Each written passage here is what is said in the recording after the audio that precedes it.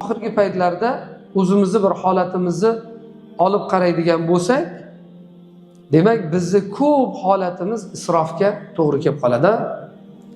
O'sha farzandlarimizni ta'limi bo'lsin, yedirish, ichirishda o'zimiz muhtoj bo'la turib, ortiqcha mana shunday maraka marosimga sarflashligimiz oddiy holat bo'lib qolgan.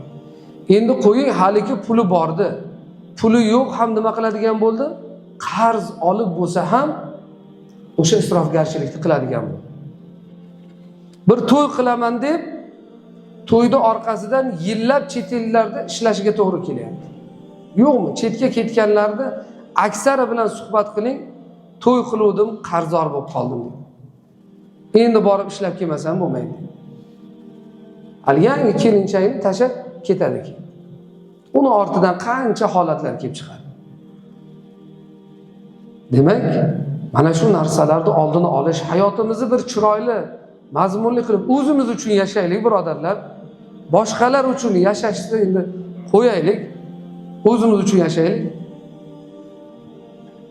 Nafaqat faqat to'y emas, ta'ziya marosimida ham o'zi musibatga duchor bo'lib turibdi.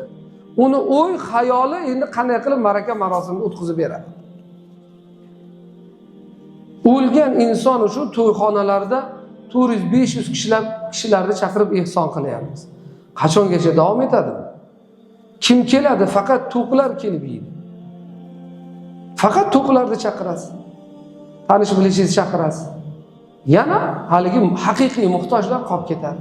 Keling shuni o'sha 400-500 kishiga qiladigan ehsoningizni 10dan birini bir mahallada haqiqiy muhtojlarga tarqating.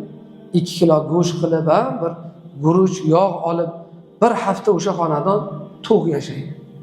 Ana ularning qilgan duosi so'zsiz ijobat bo'ladi. Unda riyo ham yo'q. Birov bilib bilmay o'tiribdi. Xolis Alloh uchun qilyapsiz.